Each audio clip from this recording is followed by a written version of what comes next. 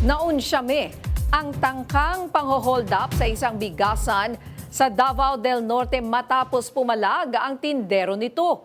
May umarangkadang balita, si Noreen Igonia.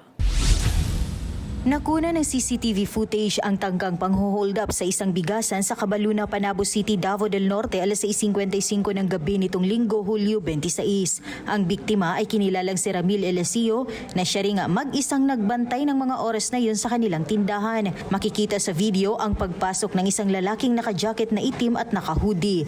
Sa isang anggulo ng CCTV, makikitang tinutukan na pala nito ng baril ang may-ari ng tindahan. Nang makatsyempo ang biktima, itinulak niya ang hold up at saka sumigaw. Nagpangbuno pa ang dalawa hanggang sa makarating sila sa labas ng tindahan at matumba. Doon na rin nakatakbo palayo ang kawatan. Sinubukan pa niya nga paputukan ng baril si Eliseo ngunit hindi ito nakaputok. Pagdating niya dito,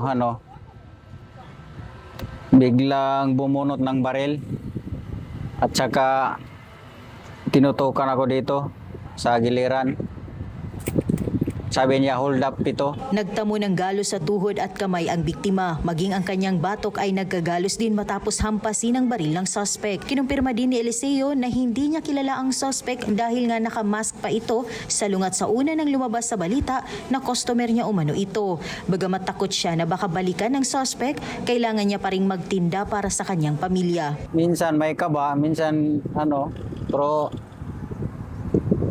yung na lang, passages na lang natin. Hiling niya sana mahuli na ito upang di na makabiktima pa ng iba. Mula dito sa Davao, Noreen Igonia ng PRTV News, nagseserbisyo para sa Pilipino.